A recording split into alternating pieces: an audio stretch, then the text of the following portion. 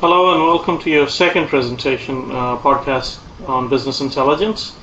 Um, we've talked about data warehousing and how to get the right kind of data. Today we'll be talking about how to exploit that data further. To recall, what we did was, from a data warehousing perspective, we basically took data from various softwares through an ETL process, and then we put it into a data warehouse. Today we are going to talk about what we'll do subsequent to that data warehouse. How do we extract data from the data warehouse and how we manipulate it. As an advanced organizer, let me show you a real life video of how Dun & Bradstreet, a Fortune 500 company in its own reign, an information-based company, has really exploited the power of business intelligence tools.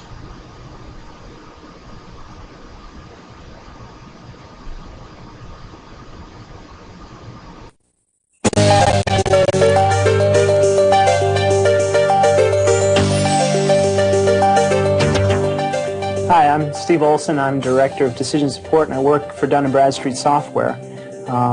I've been with the company for about 10 years and have been responsible for various functions within our finance and accounting department. I've been controller and most recently have been focused on decision support, which is finding innovative ways to take technology and provide information to managers and analysts throughout our business. The old way of doing things was tremendously cumbersome. We used to provide information to management primarily through the use of paper-based reports. Information was printed on mainframe printers and then had to be manually distributed up to the accounting department, and then many times the information from those paper-based reports was rekeyed into Excel or Lotus 1-2-3 spreadsheets. Once these reports were printed from these spreadsheet tools, they were then incorporated into binders and then manually distributed to the executives and managers throughout our business. This was a terribly time-consuming process. The information, once it reached the individual, not only was it late, but many times it wasn't in a format that was usable by the individual. Now, using SmartStream Decision Support, we're able to extract key business information from our host computers through the use of InterQ and bring that information down into a relational database environment. Once in the relational database environment, we're able to create reports automatically through the use of intelligent agents and then distribute them through the infrastructure of wide area and local area networks using electronic mail. Once in the hands of our decision maker or manager, they have the use of SmartStream Analyzer, which is a multi-dimensional drill-down tool that will allow them to perform the types of analysis that just weren't possible with paper-based reports. So using the SmartStream Decision Support products, we've been able to decentralize decision-making in our business. We've been able to automate and streamline access and delivery of information, reduce computing costs, and adapt and change to our varying business needs. So using our own decision support products, we've been able to revolutionize the way we do business. So let's take a look at how it works. SmartStream Decision Support is a Windows-based tool that is developed in a graphical environment. SmartStream Browser, which we're looking at now, organizes information the same way you would in your office. These yellow boxes indicate filing cabinets, and within each filing cabinet are folders of information. We're going to open one of the drawers, and you can see the various types of information that's available within this particular drawer. Key indicators, financial information, sales and marketing, consulting and education is just an example of some of the information that we're using, that we're putting through the SmartStream environment. SmartStream also is the sole interface with our mail system. You can see here that I have mail that is coming to me from a variety of different sources throughout Dun & Bradstreet, and it is really just the one point of contact for me for all information throughout our business. Let's go in and take a look at some of the sales information. And we're going to look at a historical sales analysis, and specifically a sales and services analysis as of the 1st of February. We've chosen a multiple line graph to display the information because it is going to compare year over year our software and services sales. You can see here we have information for our worldwide theater of operations. We also have it categorized by the vertical business markets that we sell into, all of the different products that we sell, and also the different hardware platforms. And looking between 90 and 92, we can see that most of our regional operations are pretty much on an upward trend, with the exception of this slight decline in the European operations. So we're going to drill down into Europe to see what part of the European operations is responsible for the decline. See that most of the operations are trending on a nice upward scale. However, local partners took quite a big dip between 1991 and 1992. By isolating local partners, we can change the display of the graph to show the products that are sold in that particular theater of operations. And there are two major divisions: software sales and services. Services, again, is on a fairly nice upward trend. However, software has taken quite a drop in 1992. So let's see if we can drill into software and find out what's causing the variance. What we're looking at now is the various product clusters within local partners. You can see that most of them are trending upward. However, this major segment is definitely on a downward trend. So let's look in the tools product cluster and let's drill into it to see where the variance is coming from. Again, most are flat or on a slight upward trend. However, there's one product in particular that's taken a steep decline in 1992, which is the FYI product. Isolating the FYI product, we can change the graph again to see if there happened to be a particular business segment in which we're having difficulty penetrating. You can see here that the mining industry has had quite a slack off in sales during the last year. And by drilling into the mining industry, we can see that specifically oil and gas production has had a downward trend of the FYI product. This might indicate a need for additional marketing. Also might indicate a need for additional sales effort, and we can take this information and forward it off to the particular individuals that would get the most benefit. What I'm going to do now is forward that view of information to the individuals that can make the business decision as to what the appropriate course of action would be.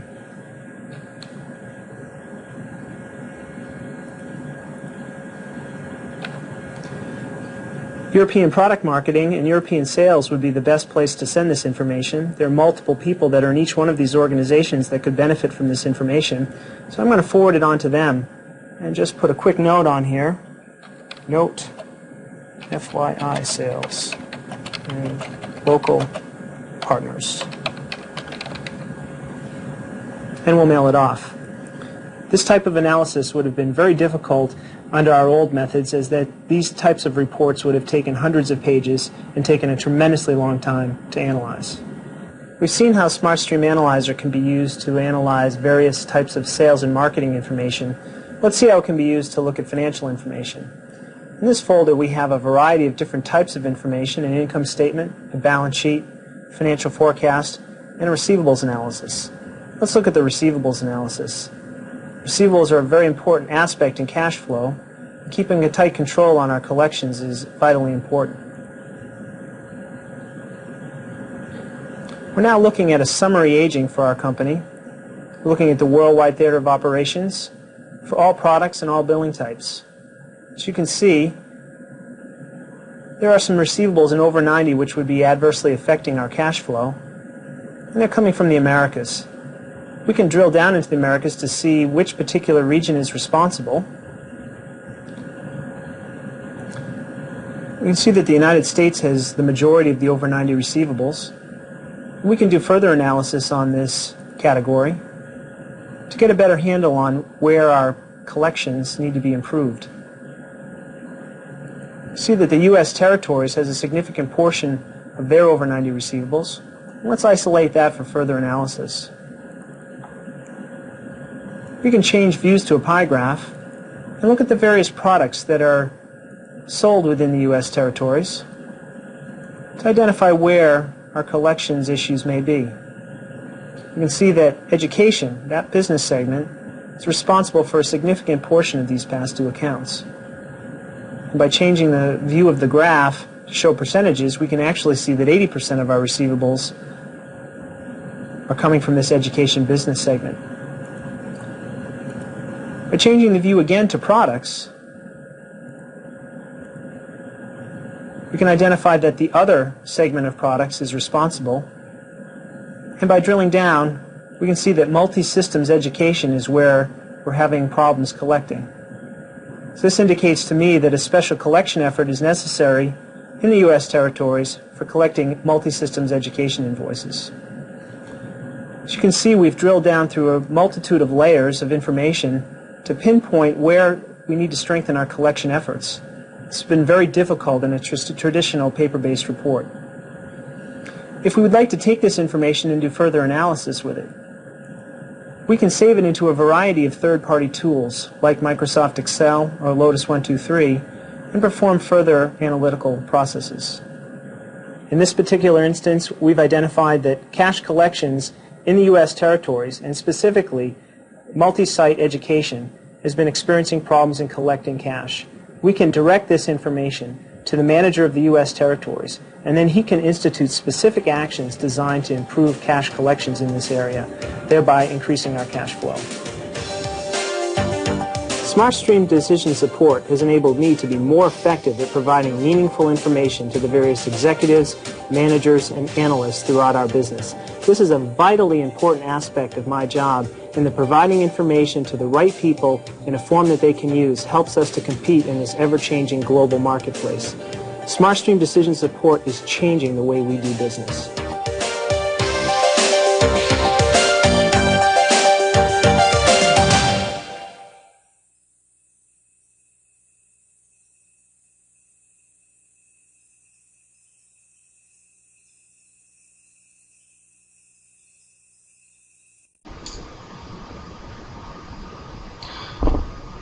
Welcome back. Business intelligence systems, the contemporary business intelligence systems that exist, combine the point and click ease of use of a system.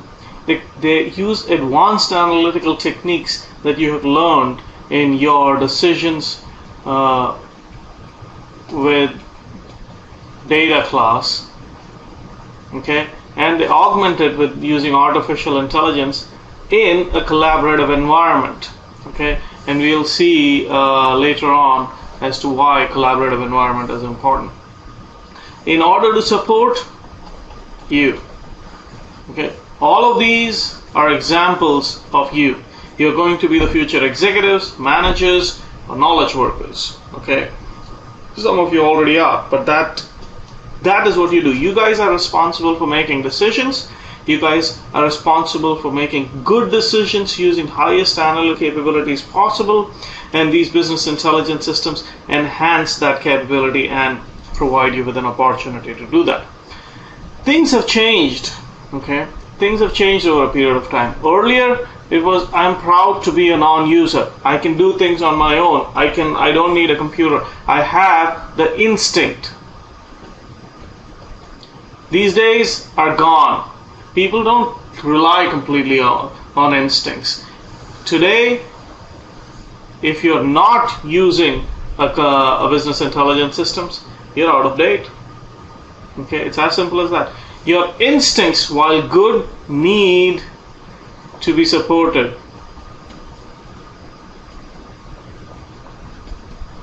By data. We saw the same argument in the earlier podcast when Tom Davenport was talking about competing with analytics. This is exactly what he's talking about. He's talking about non-users being out of date. There are three things happening when we are thinking about business intelligence systems. Number one, we want to find out what has happened. We use reports to do that. Profit and loss profit and loss statements, balance sheets, etc. These are nothing but reports, inventory reports. Okay, these tell us what has happened in the past. Okay, and we try and make sense out of it by running some correlations of the past. Okay, but that gives us limited window of limited understanding of how the future will hold. What we are really interested in is what will happen in the future and how can we take care of that. Okay, so that is the question, and this is where three kinds of business intelligence systems really shape up. Number one is the idea of reporting. Okay, these are standard reports that we have already seen in our Access. You can run you can run a standard SQL statement, and you'll get a report of a lot of things. You'll get inventory report of what's on stock, etc., etc. Then you can run some ad hoc queries and see whether two things are correlated with each other or not. Okay, and that gives you a further idea of what is happening. What we are really interested in is this idea of predictive modeling. This is where you start using things like data mining tools, finds knowledge tools, predictive responses, all your other analytical tools to come up with a correlation, to come up with a cluster, come up with all kinds of different networks of knowledge by which you can predict what is going to happen in the future. This is not to say that whatever you predict will happen, but it gives you a fairly good idea and allows you to base your decisions on that. Now, there are two kinds of such tools. First is human discovery, where the human takes a prominent role, and you come out and say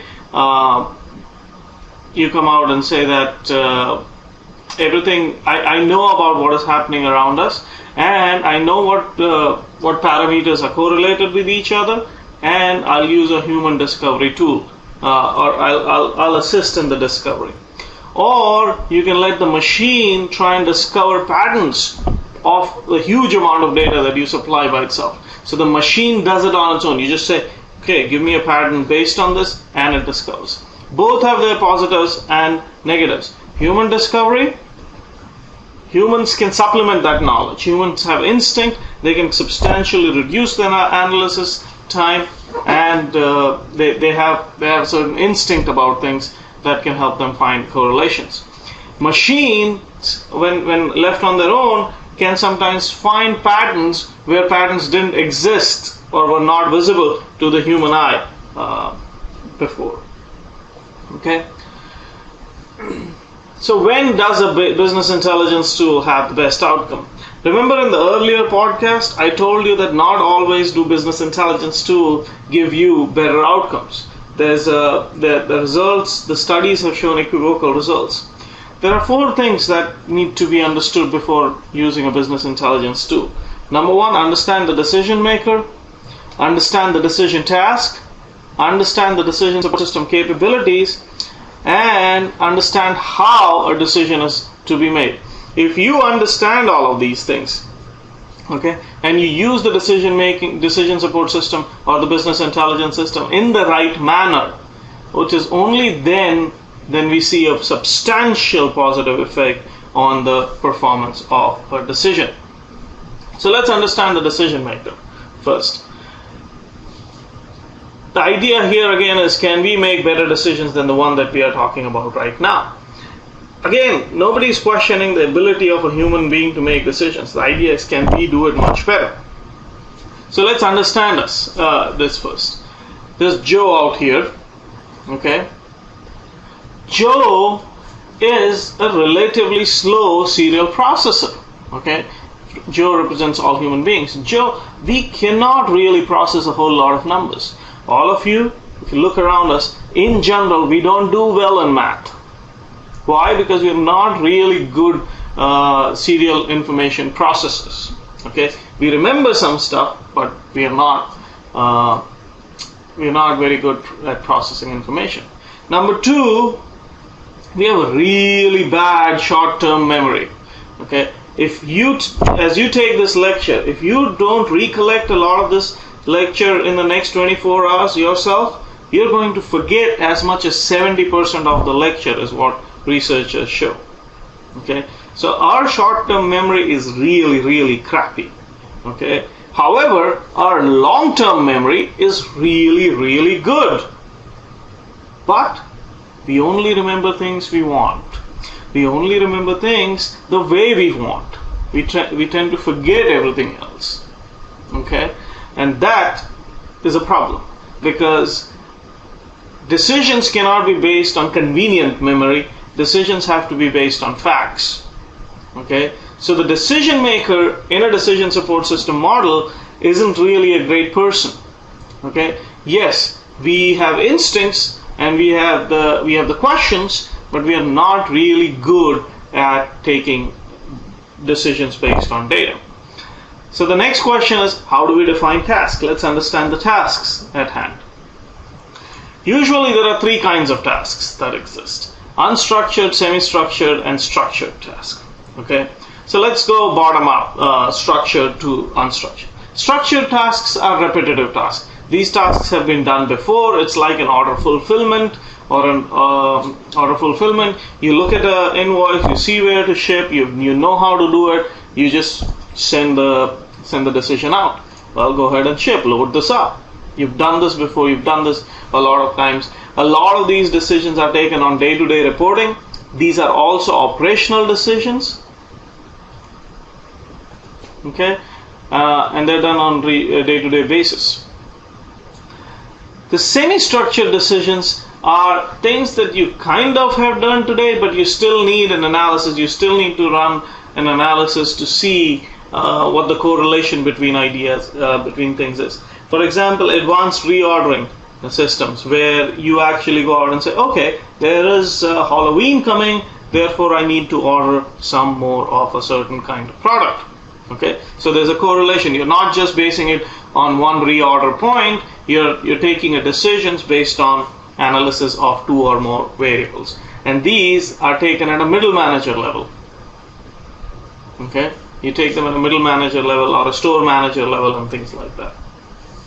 The most unstructured one are new product development, where you have some information, you have a lot, you have competition information, you have previous product information, but you're trying to come up with something new.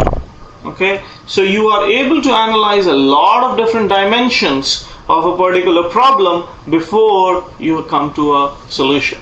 Okay, and the question itself is not very clearly defined.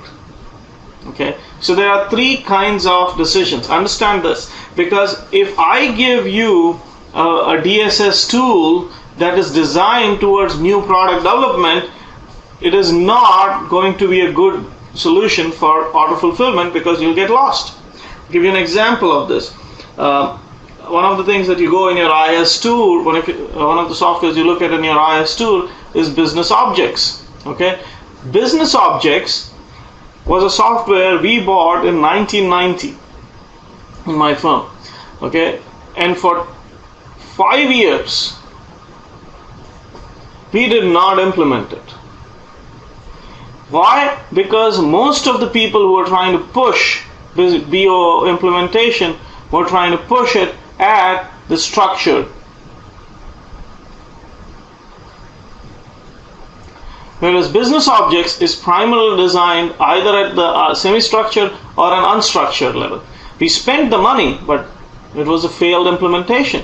It actually was taking more time to do activities using Business Objects than anything else. So again, there has to be a fit between the decision maker, the decision task, and the DSS. Okay, let's talk some more about DSS, different kinds of decision support systems. Reporting tool, you've already seen. These are standard reporting tools about summing, grouping, formatting, etc. Primarily done within the DBMS.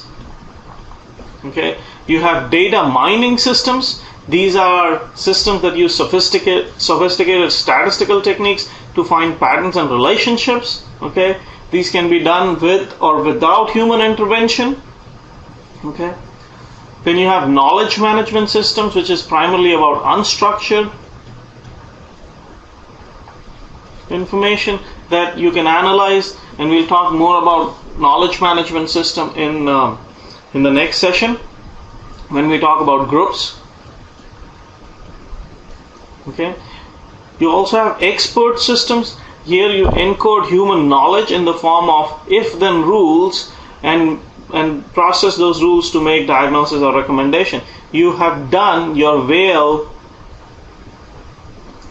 IS tool, whale watching IS tool, where you answer certain questions and you get a response. Okay, And you've seen this a lot, especially in help desk. When you call a help desk system, they go through a checklist of system. What an expert system does is we go to experts in that area, we ask them questions, and we try to codify that expert knowledge into a system so that it can be passed on, so that we don't need experts all the time at the front end to process things like your loan, your help desk request, etc. We just use if then rules to actually process that information. Okay. Some other ones that exist, we talked about expert systems. There's natural language processing. Today's Vista, Microsoft Vista and Windows 7 that are coming up, they do an excellent job of understanding language. Okay, that's speech understanding. Natural language processing, a friend of mine, when we talked about SQL, that's still fairly difficult to actually do. Okay, it's still something alien, it's still something different. What computers are trying to do now is to understand basic English based query. Tell me what was the sale in 2009. Okay, that is what natural language processing is all about. Some other ones, handwriting recognition. Again, I use the tablet PC and it recognizes a lot of my language, the way I write it, and you've seen my handwriting. It isn't the best in the world, but it still learns over a period of time. It improves by constantly analyzing the language. Okay. Which other one do we want to travel? Neural networks, you've read about it in your IS tour, using massive amounts of parallel processing, able to recognize patterns in large amount of data. See, usually in a decision tree system, what happens is you flow only one way towards the outcome. In a neural network, the outcome informs the correlation with the input and thus constantly improving. It is trying to mimic the pattern of human mind. Okay. Something more you will hear over a period of time is semantic web, an intelligent software that understands the content of a web page. So instead of just looking at a web page as text, you can actually start parsing through information on the web. Google is trying to implement a lot of this and thus improve its search capabilities. Okay. Now moving on, we've talked about the decision maker, we've talked about decision task, we have talked about the different kinds of decision support systems that exist. Let's talk about the decision strategy that goes in. The decision strategy is very simple. You go through the idea of intelligence phase where you define the problem. Then you go through a modeling phase, which we'll talk about in a minute, a choice, and finally the implementation, with each step influencing the previous one. Okay. The modeling part is very, very important. Okay, the modeling part is very, very important. So let's look at it in a bigger context and then come back again to the modeling part. You can, in a decision support system, you can get data from a lot of different sources. Okay, and these sources, you define problems. Okay, a manager uses or a user uses this in a user interface to come up with questions and answers. Okay, this is basically the outline of the DSS process. Why did I want to show this to you?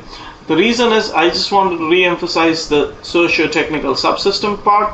There is a human part here, okay, and there's this technology part that have to work in tandem before a solution can be arrived at. Okay, so what's the model? In all decision support systems, the model is the most important thing. Model represents simplified representation of reality. Simplified because reality is very, very complicated.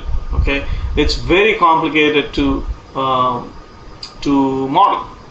Okay, there's just too many things happening around us. The benefits of modeling in a decision-making system: the cost of virtual experimentation is much lower. You do something here in a classroom, it's it's not a whole lot of cost. You do the same mistake in a real job, it can cost you a lot of money.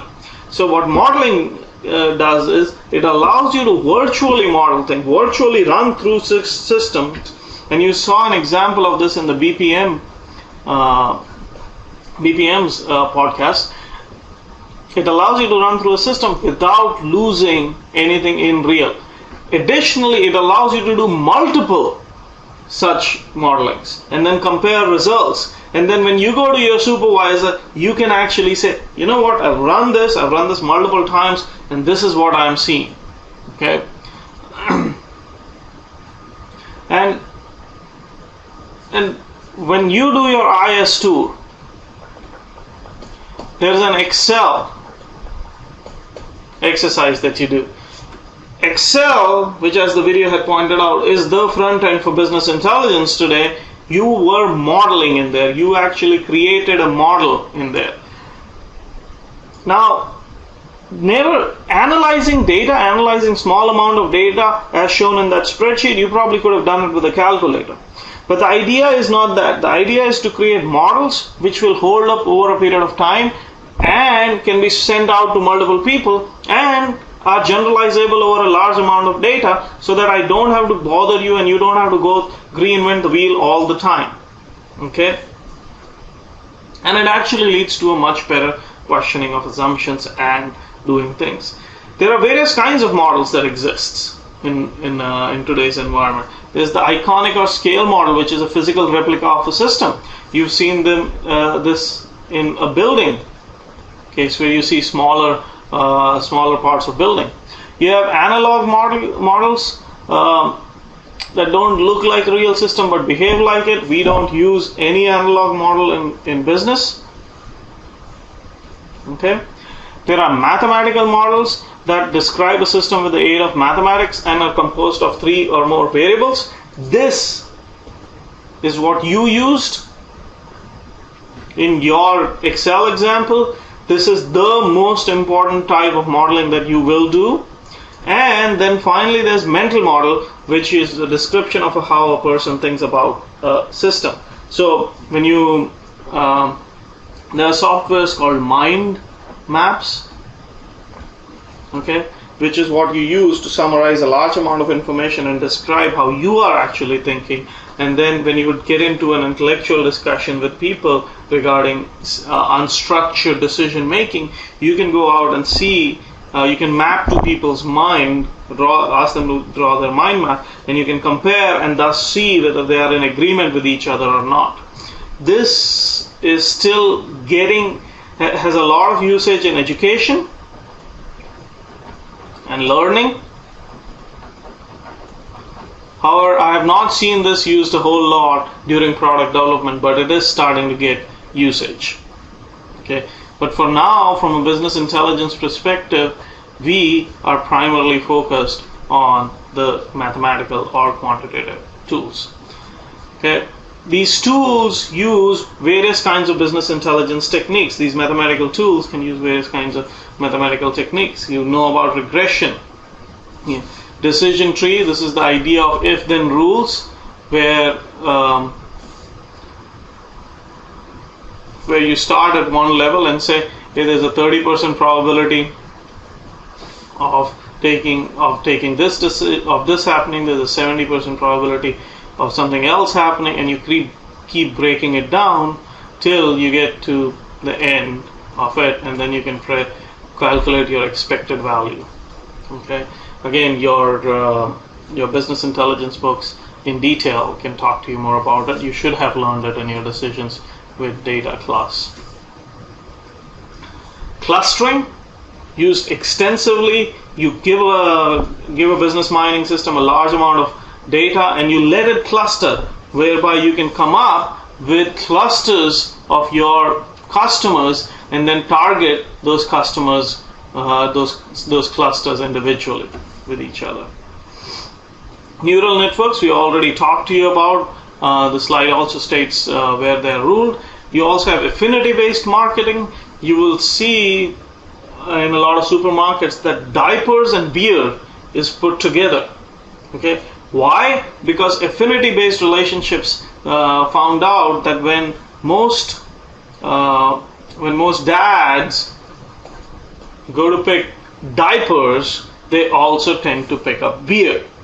Okay. Now again, this might not have come up in a human-based modeling, but did come up in a computer-based modeling system. And finally, you have sequence analysis. Remember the CRM diagram that I showed you? The sequence analysis actually allows you to see how customers are going through in that model, in the customer lifecycle model. Okay.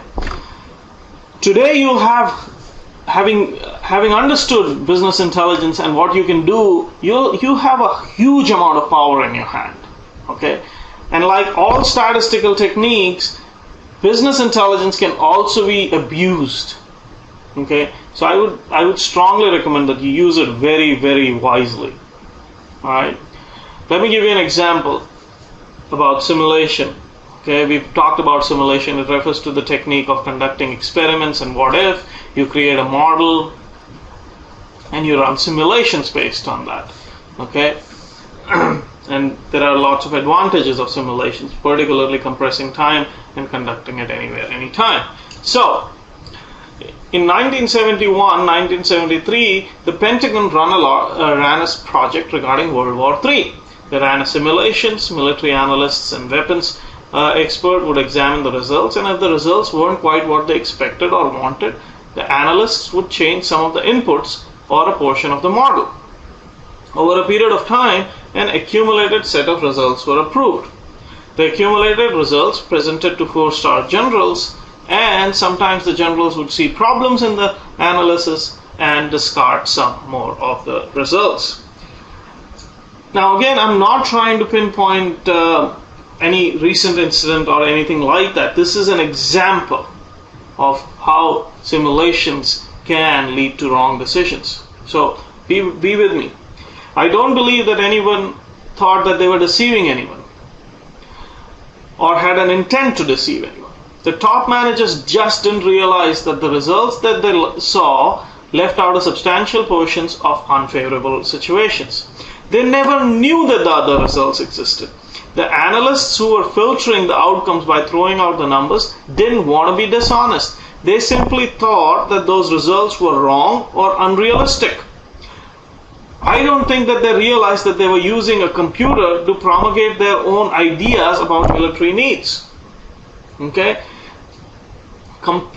Don't make a decision and then use data to supplement it is one of the outcomes. So think about this. Why before doing any analysis, why are you performing this analysis? Do you already have a decision and you want the data to support it? Business intelligence is not a tool to do that. What are you going to do with the results? Are you going to discard some of those results? Okay, and what is it that you want to know or decide? Know the question very well. Answer these questions and then pay attention to the results. Okay, model it correctly. Pay attention to your results. Don't argue with the data. The data is usually correct. If it is coming out of all our exercises of data warehousing, it is correct. And if the results don't conform to what you want, what you like, think long and hard about changing the model, the quality of the data, but do not modify the answers. Why? Because business intelligence is housed inside stats theories, and if we remove 30% of our unfavorable results, the next person in line who sees it does not see a 30% probability of going wrong, and thus takes the wrong decision, gets the wrong view. You, in any business intelligence situations, you never ever mess with the input data. You only look at the quality of the data and you look at your model. You keep refining your model. Okay? Does that make sense? Alright, good. Thank you very much. I'm going to post a link for Alice. Alice is an expert system artificial intelligence robot whom with you can talk, and she learns over a period of time. And what is interesting to me is you can think about the different uses you can have with respect to Alice, okay, and shopping and using it on a website and things like that. Again, thank you very much. Email me if you have any questions. Bye-bye.